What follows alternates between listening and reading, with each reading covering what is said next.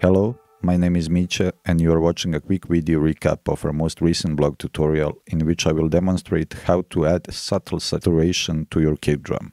There are numerous tools and alternatives for processing the kick drum, but I will believe that subtle saturation works wonders when used properly. In the next tutorial, I will show you how to add saturation correctly to make your kick drum sit perfectly in the mix. Let's start with a short sequence I created in a SoundBridge DAW, which contains the majority of the full mix elements and unprocessed kick drum.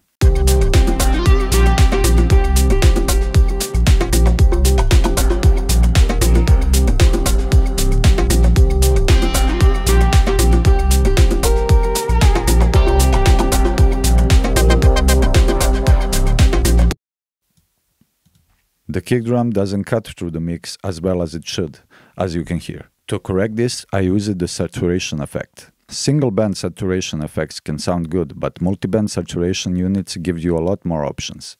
As a result, I chose Ozotop Ozone 8 exciter, and after selecting the saturation modes, I control the overall amount via return track that I create specifically for it.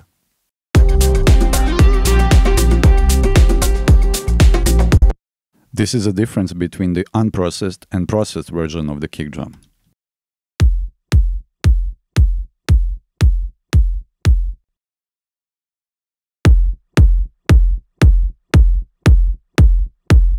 Finally, this is how the processed kick drum sounds in the context of the full mix.